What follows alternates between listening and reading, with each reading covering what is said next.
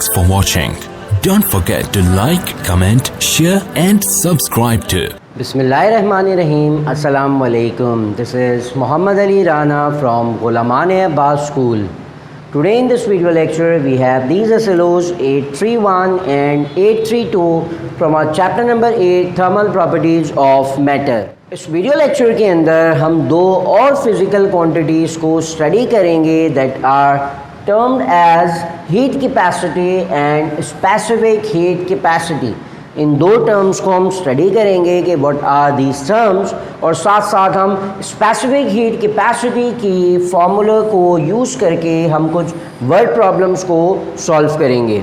जैसे कि हमने प्रीवियस लेक्चर्स के अंदर स्टडी किया था कि जब भी हम किसी सब्सटेंस को हीट करते हैं तो हीट करने से उस बॉडी के टेम्परेचर में राइज आ जाता है. अब जितना ज़्यादा अमाउंट ऑफ हीट वो सब्सटेंस एब्जॉर्ब करेगा उतनी ज़्यादा टेम्परेचर के अंदर उस बॉडी के चेंज आएगा. So we can say that the amount of heat that is represented by Q is directly proportional to the change in temperature. जितना ज़्यादा अमाउंट ऑफ हीट किसी भी सब्सटेंस को दी जाएगी उस अमाउंट ऑफ हीट से उतना ज़्यादा टेम्परेचर के अंदर राइज आएगा. Similarly the amount of heat absorbed by the substance is directly proportional to the amount of mass present in that body. जितना ज़्यादा मास होगा सब्सटेंस का उतने ज़्यादा मॉलिक्यूल्स मौजूद होंगे उस सब्सटेंस के अंदर. जितने ज़्यादा मॉलिक्यूल्स होंगे सारे मॉलिक्यूल्स हीट को एब्जॉर्ब करते हैं टू इंक्रीज इट्स टेम्परेचर. तो in short the amount of heat absorb by the substance is directly proportional to these two factors. अगर हम इन दोनों फैक्टर्स को, इन दोनों प्रोपोर्शनैलिटीज़ को कंबाइन करें so we know that delta Q is equal to a constant M and delta T where C is known as specific heat capacity. यहाँ जो C है वो कांस्टेंट है. हर सब्सटेंस के लिए जो C है वो कांस्टेंट होता है और उसको हम कहते हैं this is known as specific heat capacity. अब स्पेसिफिक हीट कैपेसिटी का मतलब क्या है? फॉर एग्जाम्पल अगर हमारे पास किसी भी सब्सटेंस का 1 किलोग्राम है, उस 1 किलोग्राम सब्सटेंस को अगर हम हीट करते हैं तो हीट करने से उसके टेम्परेचर में राइज आएगा gradually. So the amount of heat absorb by that 1 kilogram of substance to increase 1 degree rise in its temperature, this amount of heat is known as specific heat capacity. कि किसी भी 1 kilogram substance को जो amount of heat required होती है to increase 1 degree in its temperature, this is known as specific heat capacity. For example अगर हमारे पास एक सब्सटेंस है उसकी स्पेसिफिक हीट कैपेसिटी है 400. उससे पहले जो है हम यहाँ से इसका फॉर्मूला और यूनिट डिस्क्राइब कर देते हैं. अगर हम यहाँ से C को सब्जेक्ट बनाएं तो C will be equal to delta Q over M delta T. So delta Q will be measured in joules, M will be measured in kilogram and change in temperature will be in Kelvin.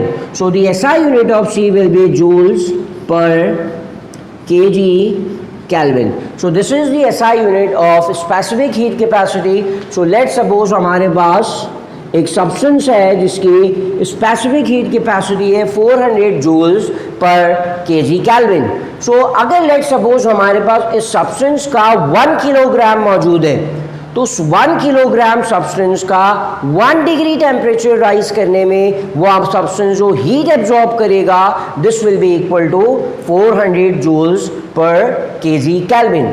For example अगर वो हम उस substance को जिसकी specific heat capacity 400 है हम उसको 1000 joules of heat देते हैं for 1 kilogram of that substance, तो उस सब्सटेंस का ऑलमोस्ट ग्रेटर देन 2.1 और 2.2 डिग्री टेम्परेचर में राइज आ जाएगा. तो इन शॉर्ट एक और एग्जांपल लेते हैं. Let's say the specific heat capacity of water is 4200 joules per KG kelvin. So 1 kilogram of water will absorb 4200 joules of energy to increase 1 degree rise in its temperature. अगर 1 kilogram water है मेरे पास तो वो water 4200 joules of energy को absorb करेगा और absorb करने के बाद उसके टेम्परेचर में कितना राइज आएगा? It will be rise of 1 degree Celsius और 1 केल्विन। सो इन वैल्यूज से हम एक और चीज़ एक्सट्रैक्ट कर सकते हैं कि जिन सब्सटेंसेस की स्पेसिफिक हीट कैपेसिटी लो होती है, लाइक ये फर्स्ट सब्सटेंस था, वो कम अमाउंट ऑफ हीट एब्जॉर्ब करेंगे and they will gain 1 degree rise in its temperature, जबकि वो सब्सटेंस जिसकी स्पेसिफिक हीट कैपेसिटी ज़्यादा है तो उनका 1 डिग्री राइज होने में ज़्यादा हीट रिक्वायर्ड है, वो ज़्यादा हीट एब्जॉर्ब करते हैं to increase 1 degree in its temperature, जबकि ये जो सब्सटेंस है इसने small amount of heat energy को भी एब्जॉर्ब करके 1 डिग्री राइज कर लिया अपने टेम्परेचर के अंदर। So we can say that the substances with low specific heat capacities are conductors while the substances that have very large value of specific heat capacities are known as thermal insulators. सो किसी भी substance को जब हम heat करते हैं तो heat करने से उसका टेम्परेचर राइज हो जाता है, जो अमाउंट ऑफ हीट वो एब्जॉर्ब करता है सब्सटेंस वो इक्वल होती है Cm डेल्टा T के, where C is the specific heat capacity, M is the mass of that substance and delta T is the change in its temperature. So यहाँ तक हमने जो है वो स्पेसिफिक हीट कैपेसिटी को डिफाइन किया, उसका यूनिट डिस्क्राइब किया और साथ साथ जो है उसके फॉर्मूले को यहाँ से इस एक्सप्रेशन में से एक्सट्रैक्ट किया। अब हम बात करते हैं हीट कैपेसिटी की। जैसे कि हमने स्पेसिफिक हीट कैपेसिटी की बात की तो specific means we are talking about just 1 kilogram of the substance. जब हम सिर्फ 1 किलोग्राम सब्सटेंस की बात करें तो we term as specific heat capacity, और अगर हम जस्ट हीट कैपेसिटी की बात करें तो 1 किलोग्राम को हम एक्सट्रैक्ट कर देते हैं डेफिनेशन में से। तो हीट कैपेसिटी को जब हम डिफाइन करेंगे तो it is the amount of heat absorb by the substance to increase 1 degree in its temperature. किसी भी अमाउंट ऑफ सब्सटेंस को जो अमाउंट ऑफ हीट रिक्वायर्ड होती है to increase 1 degree rise in its temperature, it is known as heat capacity. जबकि specific heat capacity एक constant value है और हीट कैपेसिटी कांस्टेंट वैल्यू नहीं है। अगर मेरे पास सब्सटेंस कम होगा वो कम हीट एब्जॉर्ब करके 1 डिग्री राइज करेगा, मेरे पास सब्सटेंस का मास ज्यादा होगा तो वो सब्सटेंस ज्यादा हीट एब्जॉर्ब करेगा और उसको 1 डिग्री राइज टेम्परेचर आएगा उस सब्सटेंस के अंदर। So for specific heat capacity we say that 1 kilogram of substance will absorb the amount of heat to increase 1 degree rise in its temperature, जबकि heat capacity में we say that the amount of heat absorbed by any amount of substance to increase 1 degree rise in its temperature. So this term is known as heat capacity. So अगर हम heat capacity के लिए formula देखें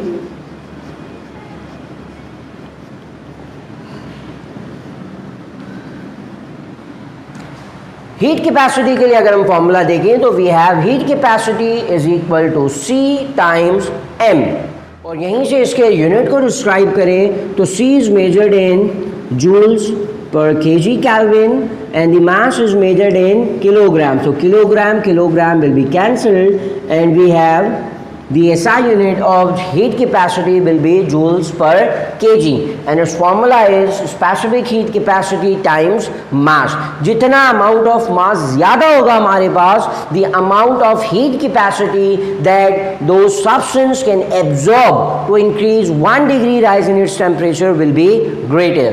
अगर इसकी problems की बात करें तो we have a simple formula for the specific heat capacity that is delta Q is equals to Cm delta T।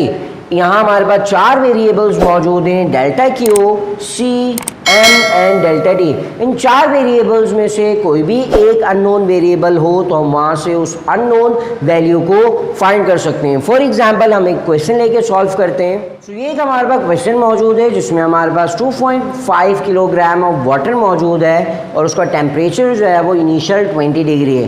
We have to boil the water, means we have to take this water to the 100 degree centigrade और हमें इस दौरान कितनी heat required होगी हमें calculate करना है। So we know that mass of the water is 2.5 kilograms. The specific heat capacity of water is 4200 joules per kg Kelvin. The temperature change will be, initial temperature of water is 20 degrees and we have to boil the water, means we have to bring the water from 20 to 100. That means the delta T will be 80 degrees centigrade or 80 Kelvin, and specific heat capacity is already given, that is for water 4200 joules per kg Kelvin, and we have to amount of heat that is absorbed by the water. We know that the formula of heat is equals to Cm delta T. formula apply करते हैं। सो फॉर्मूले के अंदर हमने value substitute कर दी। For C it is 4200, mass is 2.5 and change in temperature is 80. So after multiplication we got the amount of heat absorb by that water will be 840,000 joules of energy will be required for this 2.5 kilogram of water to increase 80 degree in its temperature. So एक और question मौजूद है। We have to calculate the amount of heat required for water to increase its temperature from 10 degree centigrade to 65 degree centigrade. So we have the amount of water is 0.5 kilograms.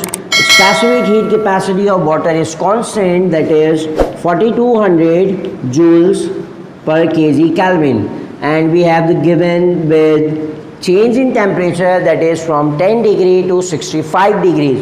It means the change in temperature is 55 degree centigrade or 55 Kelvin.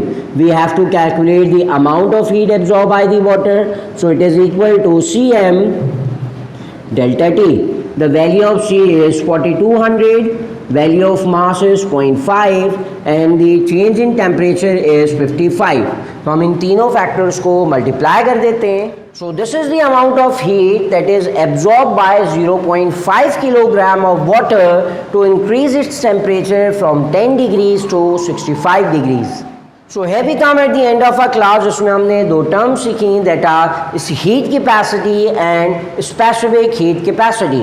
Heat capacity का मतलब जाना हमने और specific heat capacity की definition भी पढ़ी। साथ साथ हमने जो है वो स्पेसिफिक हीट कैपेसिटी के इस फॉर्मूले को यूज़ करके कुछ प्रॉब्लम सॉल्व की जिसमें हम इन चार वेरिएबल्स में से किसी भी एक अननोन वेरिएबल्स को कैलकुलेट कर सकते हैं।